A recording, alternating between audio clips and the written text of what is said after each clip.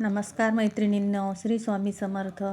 आज आपण बनवणार आहे सांबर भात. त्यासाठी आपल्याला लागणारं साहित्य बघा: 2 हिरव्या मिरच्या, 1 टॅमॅटो, 1 कांदा, 1 बटाटं, वांगी, 1 सांबर मसाला, तुरीची डाळ, चिंच आणि गूळ. त्यासाठी आपण सर्वप्रथम लसूण आणि आल्याचं एक कुट्ट करून घेऊया, बारीक ठेचून घेऊया आणि कुकरमध्ये तेल घालून जिरी मोहरीचा तडका देऊन त्यामध्ये आपण ठेचलेला आलं, लसूण आणि कोथिंबीरीचं आणि धनाभुकटी ह्याचा मसाला आपण तयार करून घेऊन तो तेलामध्ये फ्राय करून घेऊ. त्यानंतर आपण आपला घरगुती मसाला, हळद आणि सांबार मसाला त्यामध्ये थोडासा टाकून घ्यायचा.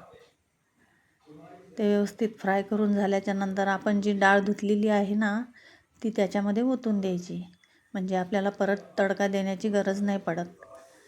झटपट तयार होते सांबर भात. आपल्याला इडलीला पर्याय, इडली खायची जर आपल्याला आठवण आली ना, तर सांबर भात करून खायचा फार भारी लागतो.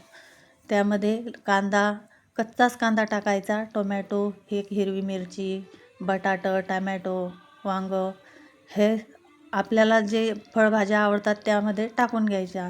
शेवग्याच्या शेंगा, चिंचचे पाणी आणि गूळ त्यामध्ये टाकून घ्यायची. चवीपुरतं मीठ टाकायचं आणि आपल्याला किती पातळ पाहिजे, किती घट्ट पाहिजे त्यानुसार त्यामध्ये पाणी टाकून घ्यायचं.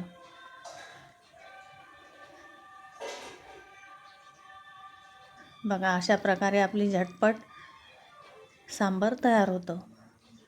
कुकरचं झाकण बंद करून घ्यायचं. तोपर्यंत आपण इकडे आपला जिरा राईस बनवून घेऊ. त्यासाठी एका पातेल्यामध्ये 1 पळी तेल टाकून त्यामध्ये जिऱ्याचा तडका द्यायचा आणि वरतून पाणी ओतून द्यायचं.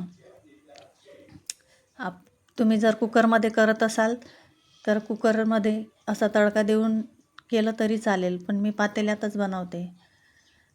नंतर त्या पाण्याला उकळी आल्याच्या नंतर आपण धुतलेले तांदूळ त्यामध्ये ओतून द्यायचे.